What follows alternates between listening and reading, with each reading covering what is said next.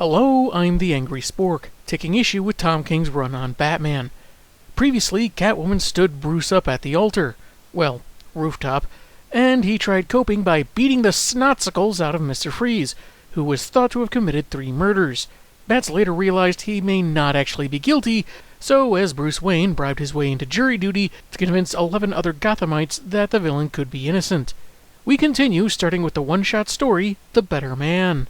I've got to know this rage oh so well. Issue 54's cover splits between an iconic image of the original dynamic duo, the Bat pointing his ward towards something out of view, to the pair today, looking very different, like a very grouchy Nightwing. That pointing gesture in the past was Batman's made you look prank, and it's stung ever since. The alternate by Tim Sale sees what happens when you drop an anvil on Batman's head. Instead of stars or birdies, he gets visions of his rogues gallery spinning around his head. I'm sure Bane being in the center doesn't mean anything, wink wink, though Selina being there probably doesn't reflect well on how he views her post-breakup. Anyway, the story jumps back and forth between past and present, starting off when Dick Grayson's parents were killed, though we only see a promotional poster alongside dialogue with people's reactions to the tragedy, and in particular their concern for the now orphaned acrobat, though one jackwagon insists 2 people falling to their deaths is all part of the act. Somehow, Twitter itself was in attendance that night. Though no longer needed to wear the ears, Nightwing stuck around to help Bats out, like against Crazy Quilt, who's called that because of his color pattern, and not making elaborate blankets, so fun fact, I guess. Much like how Bruce comforted him with a hug when he had bad dreams, the young man attempts the same comfort for his mentor, only to be asked when he's leaving. Bruce insists he doesn't need Grayson, which is juxtaposed on the next page with his young ward rejecting Wayne's hospitality, declaring everything gross, like the air in the mansion and Alfred's cucumber sandwiches. I know you're upset right now, so I'll pretend you didn't say that. In the present, he tries to get him to open up about his depression while fighting Condiment King, and later coaxing him to watch a football game. I got us some chips. Liar! Alfred got us some chips. I actually tried to get them myself, but he pulled some kind of British butler nerve pinch on me and I blacked out for 5 minutes. Woke up on the couch with the bowl in my lap and my hair brushed. Going a little out of page order, young Grayson was eventually so impressed with Bruce's single handstand, I guess he almost swore, or so Wayne assumed with his dialogue warning. Hope Captain America doesn't hear about this, or the 2 might have to fight again. I understood that reference. The kid thinks he could go longer, betting a penny to that effect, like his parents would do for fun back in the day. In the here and now, he makes another penny bet that he could bounce his Eskrima stick off 37 cave items, and thoroughly succeeds. You owe me a penny. I'll take the big one. If I can fit this into the slot for that mechanical horse at Meyer, I could ride it for months. This works to get a chuckle out of Batman, though he quickly becomes angry, likely not having totally dealt with his breakup. Though he claims he's fine, Nightwing says he'll always be available when he isn't. The story ends on the pair swinging across the city, recalling how Grayson used to hate cucumber sandwiches, but eventually took the advice Bruce passed on from his father, to not give up on them, keep trying, because they're worth it. Are we sure Alfred just doesn't know how to make any other kind of lunch? I liked this issue, Grayson helping in the present in much the same way Bruce helped him in the past. It nicely showed that, despite the lavish surroundings, the kid was still reeling from losing his folks, and much like the credo at the end, it took some patience and understanding until he acclimated. This was clearly before finding out Batman's secret, which is best for a tale about Richard bonding with and trusting Wayne, whom he initially assumed wanted him around as some kind of novelty. He had to get over his juvenile and defensive preconceptions before they could forge what they have now. It's a nice breather after recent events, probably why the only villains they face are obscure oddball foes like Condiment King and Crazy Quilt, and it has a nice message of not giving up on those close to you. Hope that laid-back yarn was relaxing, folks, because things are about to get heavy with Beasts of Burden. Issue 55's cover has Bats and Wing taking on reanimated mummies, while the alternate is really slick. The Dark Knight standing on a gargoyle, the only color's some blood on it, and his back grappling hook. It's almost like an ad for one of the Arkham games. We begin with a one-armed man flying into Gotham, on business, and getting himself a hotel. possibly looking for Richard Kimball. Meanwhile, our heroes battle the mummies like the cover promised, Nightwing commenting on how unappreciated his puns are, and that they're much more difficult than his mentor's grunts and sad looks. And, because Tom King, Batman denies his claims almost verbatim, that he should not have appreciated his sidekick's puns, and that he doesn't have to say funny things. It's not just about how fillery it reads, but how unnatural. It's still a pretty humorous scene, but it also feels unnecessary for him to be so specific, and using more dialogue than necessary to get the point across. The man, Anatoly Knyazov, aka the KG Beast, goes to a gun store to order a very specially designed weapon, even paying extra to forego any government checks. Unfortunate parallel to real life, sigh. While the vigilantes take down the Phantom Pharaoh, who was presumably controlling the mummies. That's where what we saw on the cover stops having anything to do with the story. Was he a guy named Tom who was a fan of mummies? Get it? Phantom? I told you this was harder! That doesn't mean you throw out the first thing you think of. Discernment, comedic standards, patience. This is basic stuff, man. Beast grabs a bite at a diner, on a full page of various conversations going on around him as he draws on a napkin, then leaves. Writing the word tip is not going to be as humorous to the waitstaff as he found it. There's also this line from one of the patrons. He just keeps repeating himself because he thinks that's profound. I'm wondering if this was a reader criticism of King's penchant for redundant dialogue that he noticed and decided to kind of throw in there as both an acknowledgement and to show he doesn't really care.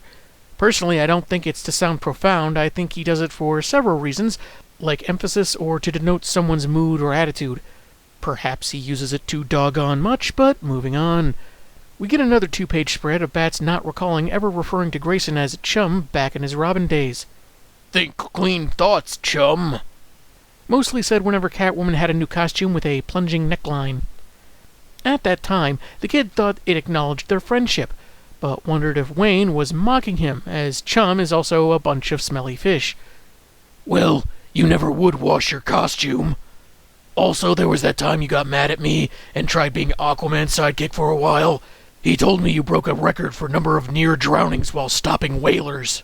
Wing then suggests a contest. They jump, and the first to use their grapnel launcher loses. Since they're on patrol and Bats is all business, he reframes it as training to hone their falling skills.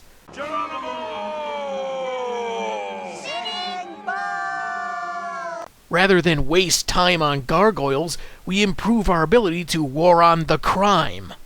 Hey, there is no wasting time on gargoyles. It's a great show that deserves more appreciation. Maybe not so much the Goliath Chronicles, but even that had its moments. Pony Ears seems to go along with it, taking the leap and brushing off his former ward's smack talk about his age, until the bat signal is turned on and game over. There's this interesting scene where they show up to the GCPD roof, Gordon saying how familiar it feels having them both here, an indication that he knows, or at the very least suspects, Nightwing used to be Robin. I don't know if that was ever confirmed in the canon, but anyway, there's also this thing about Batman asking what the problem is, Wing asking how they can help, much like he did recently in Cold Days. Fun and subtle signs of the trust and history between these characters. He tells them that someone left a disturbing napkin note at an all-night restaurant. Who's afraid of the Joker? With an oversized question mark, referencing the anniversary of the end of the War of Snappy Remarks and Ironic Queries. It wasn't Napkin Man, as Nightwing snarkily suggests, but of course Anatoly, who meanwhile has lied his way to an apartment building, killed a tenant, set up his new sniper rifle, and fires on Grayson, hitting him in the head. Well, Dan DiDio did have him on a list of characters he wanted killed off. Looks like he finally hired someone to do it. Wonder if he tried writing it off as a business expense. Issue 56's cover has Bats on the very tippy top of a parapet, while smoke billows out from the city behind him, and the alternate is another cool-looking piece, where he's joined by Nightwing, and two eyes in the background, distinguished in red, likely to emulate Beast's old mask. After having a little chat with a gun store owner, which involves a trip through his shop window, Bats confirms the shooter was KG Beast, and Alfred asks if he can find him, with an expression that suggests he might go after the brute himself. I would give this story the highest marks if it ended with Alfred beating Beastie into submission and he begs for mercy. Though Bruce responds with how careful and methodical his target is, how he'll have planned for every eventuality and maybe the best around, which isn't what Alfred asked. He's as angry and distraught as you are, so maybe giving a killer's resume isn't the best topic right now. He seeks info from Bronze Tiger while helping him out with some ninjas, who says the beast was trained by old school types that he subsequently killed to cover his tracks. There may be one guy left, but Tiger figures it's a death sentence for 20 years, especially after Selena leaving and Grayson's injury. But he doesn't care, so Tiger acquiesces, provided he's added to the rich boy's will. I want the mansion. Fighting ninjas pays nice, but not mansion on the river nice. And living in a van down by the river. That trainer happens to be Kanto, one of Darkseid's minions from Apocalypse. An alien general helped train KG Beast? Man, those ads in the county newspaper really paid off. He's got Bats tied upside down, planning on sawing him in half down the middle, starting at his crotch, until the Dark Knight reminds him of certain debts he has that Granny Goodness is keen to see repaid, and all he has to do is activate a signal embedded in his tooth, which was surprisingly covered by the Wayne Enterprise dental plan. Rather than call the bluff, Kanto admits that Beast once drunkenly mentioned his father still being alive. With that, Batman frees himself as he upside-down headbutts Kanto and takes off. Eventually, he's drudging through the snowy tundra, narration cluing the reader into his methods, traveling to different cities, filling out numerous forms, and interrogation to learn where the old man lives. The area is so cold this time of year, sled dogs would freeze to death, and it's mentioned Bats lost 3 planes attempting to get there. Though his butler warns going on foot would mean death, Batman nevertheless marches on, as he loses contact with Alfred. Right before he asked Bruce if he remembered to bring the baggie of cucumber sandwiches to shove down the beast's throat. I love how the dialogue gradually gets more blotted out with white, like it's covered by the falling snow. Great visual cue. Anatoly, meanwhile, has indeed returned to Russia to have a drink with his dad, despite the latter being 26 years sober. Turns out he'd beat his children in a drunken rage, often referred to as the Beast, because why not make that connection between them? When he learns his son lost an arm because Batman captured him, forcing him to cut it off to escape, he smacks the shot glass from his hand, saying that he's still a boy, not the man he was raised to be, since he has one hand, but the Bat still has 2. You disgrace our family so long as your enemy can still clap along with the Friends theme song. He's surprised he didn't take the Vigilante's arm, since he'd made sure to prepare him, but is pleased to learn Anatoly did take his son, and even paid for the privilege. Not too pleased, because as good as it is to be paid for a hit on someone so close, taking his arm would have been better, since the limb is important to a man, but what good is a son? Can you believe I still haven't heard back from those Father of the Year judges? Taking a handgun from his duffel bag, Beast says he killed his weak mother and siblings, leaving his pappy alive because he was strong and loved him for it. Who'da thunk do you lift would have been a life-or-death question. He still loves his father, who says he loves him too, even though that makes him weak, and blames himself for it. So Anatoly puts one in his dad's head and takes another drink. He hears the sound of someone in the snow, heading closer to the cabin. Issue 57's cover has, well, Batman walking through the snow, just slightly more battle-damaged, while the alternate, done in the same style as the last 2 issues, has him punching with a blood-covered glove, while red streaks on either side have added a more demonic-looking mouth. We begin with a flashback to young Anatoly being reread a story by his dad about a pig headed to St. Petersburg to pray to God. Along the way, he's joined by a wolf, a fox, a hare, and a squirrel, each having asked to join the pig, because he was the only one who had a GPS on his phone. More on this later. Bats approaches the door, possibly giving himself away by saying his foe's name, then dodges the first bullet by bowing. Or he coincidentally saw something on the ground. They get Canadian pennies over here, too? He, however, does not fare as well with the many, many more bullets that follow, taking one through the arm. This, of course, doesn't stop him, and the Beast goes on the offensive. They each get in their hits, a kick here, a claw rip there, when Bats is knocked down, seemingly at Beast's mercy, until he fires his grapnel line at his jaw, breaking his neck. He's alive, but unable to move, asking Batman to get him help in exchange for the name of who hired him to kill Nightwing. However, in an especially morally dubious turn, he literally points out that he's the world's greatest detective, will find his client's name on his own, break him too, and Anatoly can get his own help. Russian Calvin and Hobbes would later find him while making state-approved snow goons. Back to the tale of the 5 animals.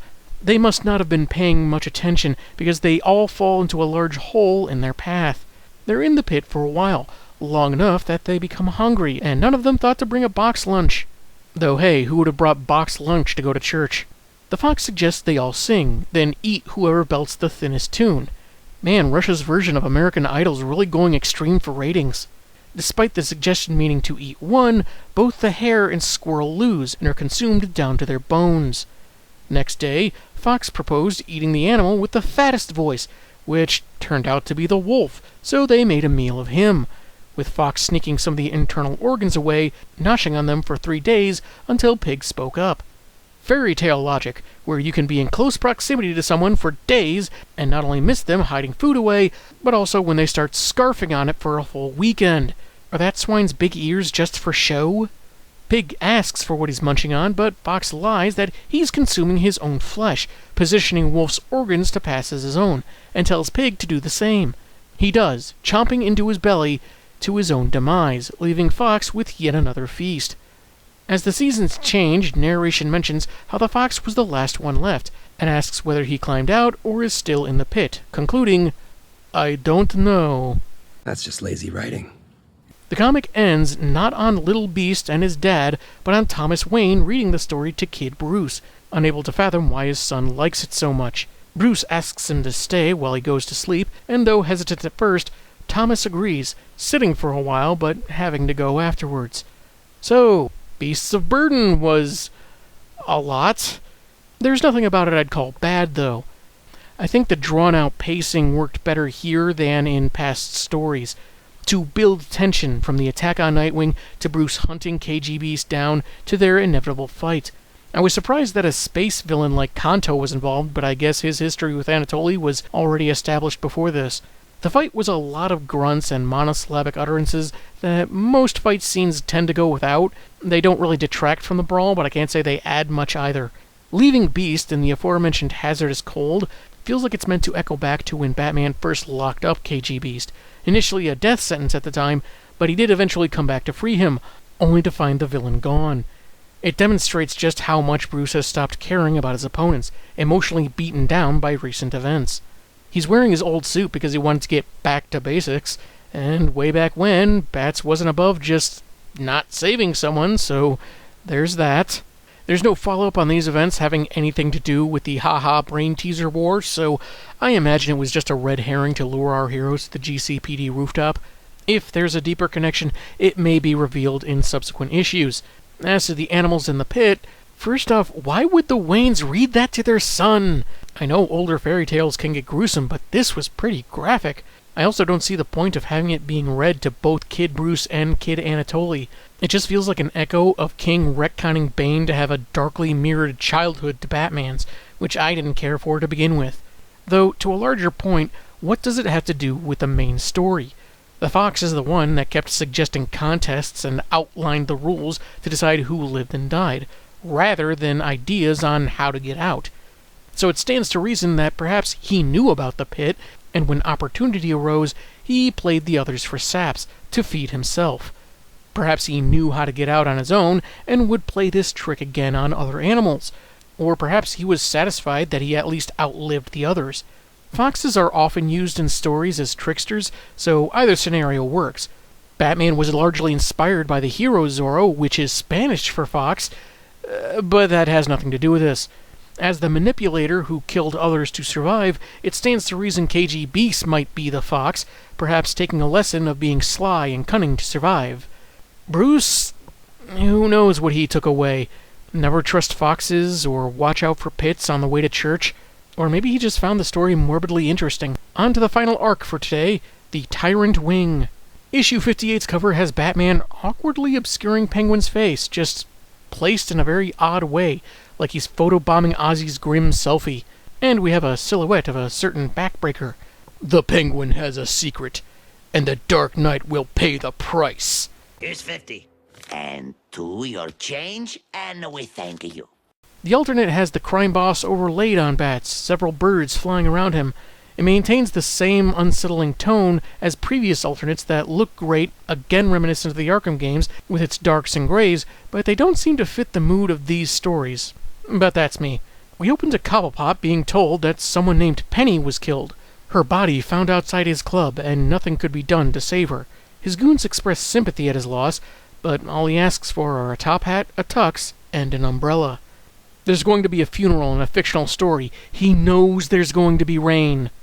He fights Batman for a page, loses, and is sent to Arkham. I normally call this out because as one of the non-crazies, he would generally go to Blackgate or something. But this way, after he's hosed off and shown his cell, and given time to recite some poetry, he treks into the depths of the asylum to talk with Bane, who'd sent a message earlier, but Ozzy's men didn't say anything until, presumably, Penny's body was found. And I'm sure he has no question as to why there's a Batman standing right there, unless Bane sent out a memo about Batsy's crazy alternate universe dad popping up out of nowhere. Sometime later, he's released, because reasons, and though his crew try celebrating, Ozzy goes to be with Penny's coffin.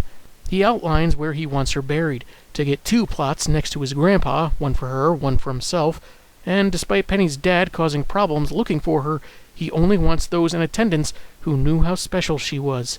So I guess that leaves us out because we don't know a thing about her.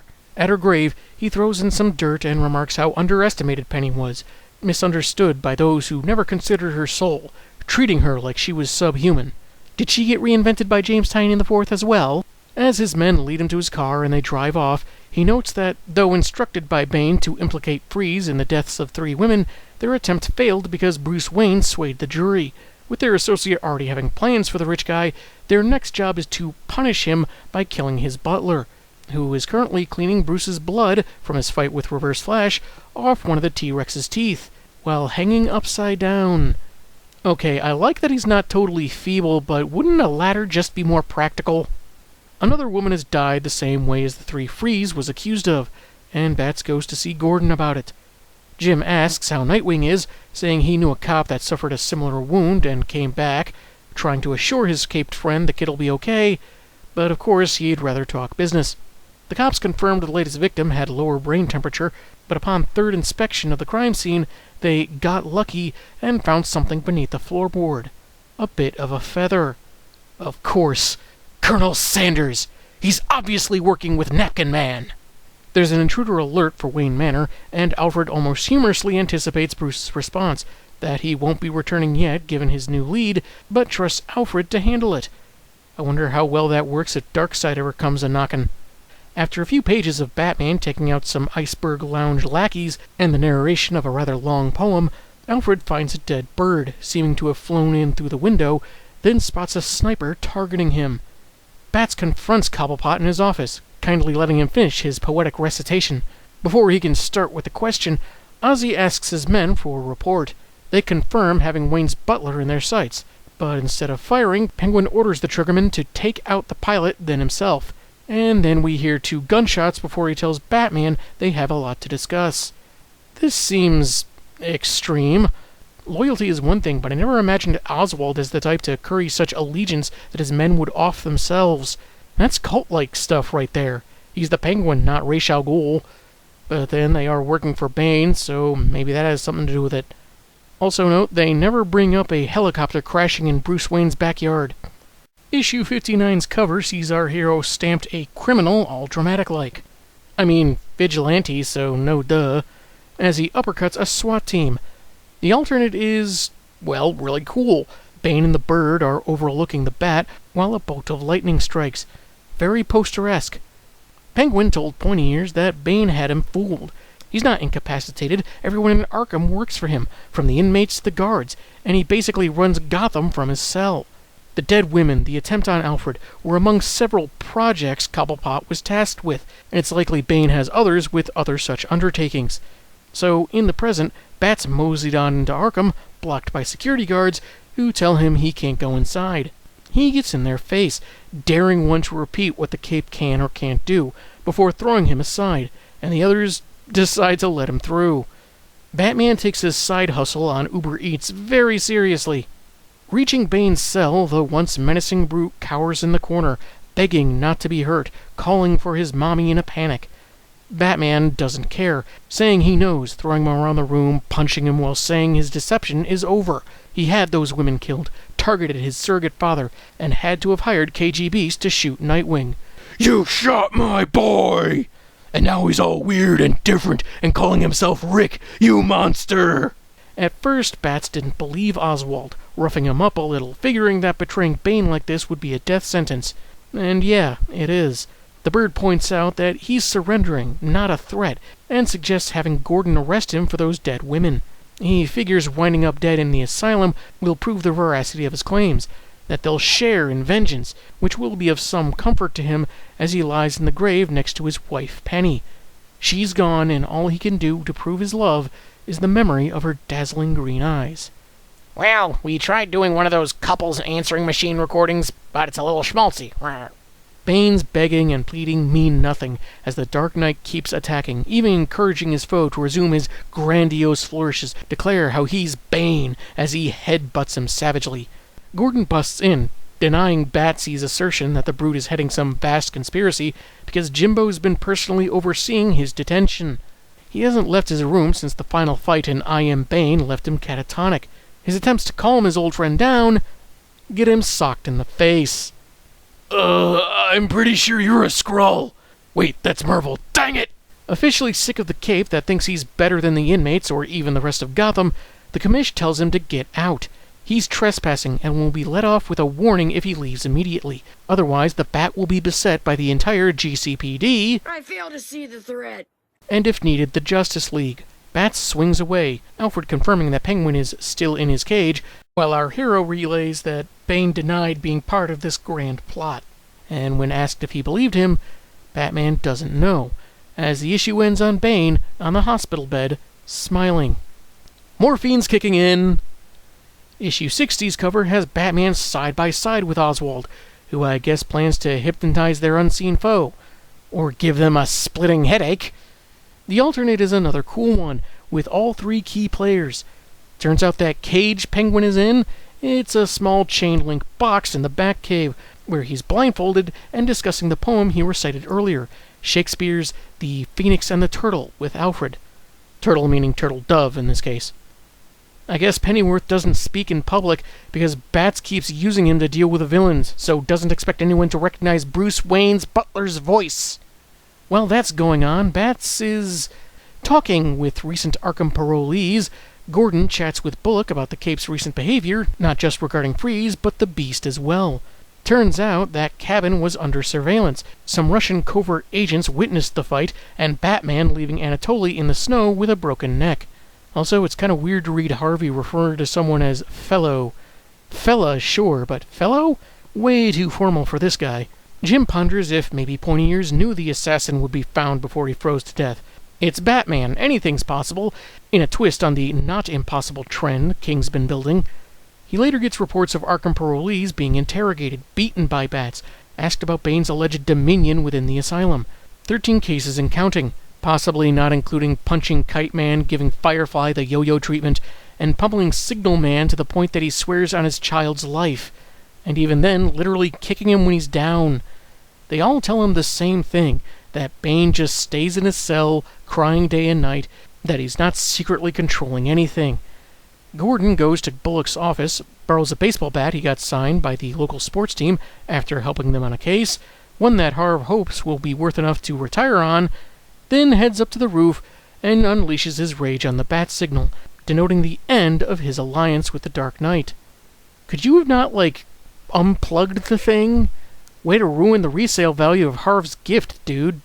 Back in the cave, Cobblepot thought the poem about the Phoenix and the Turtle Dove was pretty, but later realized the story about the titular birds falling in love, dying, and being mourned by fellow fowls is more about how, without love, there's no hope, redemption, or justice, that reason dies when love dies, something he felt when he lost Penny, who was in fact one of his birds. My first thought was that maybe she was one of the waitresses or henchwomen that Oswald took a liking to, someone that felt special to him and reciprocated his feelings. Then I thought maybe it was one of his birds. They mention her dad looking for her, and it's very possible that an animal would exhibit concern about one of their own when they go missing. But then he mentions she was his wife, so I figured, oh, he got married to a woman. But now he's talking about her beak and feathers, and yeah, nice misdirection, King, but I can't say I'm on board with Ozzy being that close to his animals, and it makes me feel less sympathetic toward him. I get losing a pet. I still get bummed thinking about when my family's dog died, because she was a part of the family.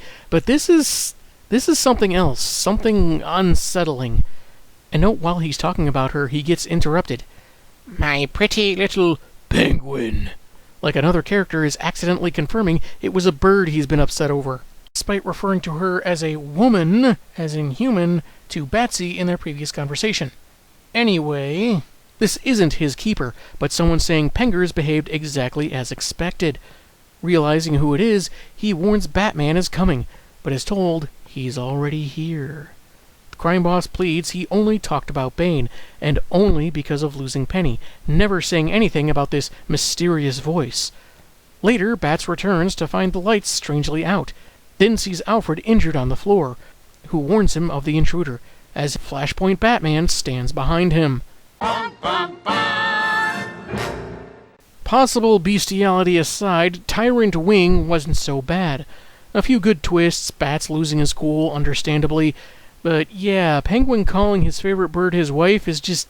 Why, Tom King, why? Even though I don't like Arkham being where all villains go, this showed the lengths of Bane's control. Having Oswald endure the humiliation of being cleaned, even shaven, all for a meeting that could have been done with the right lackey.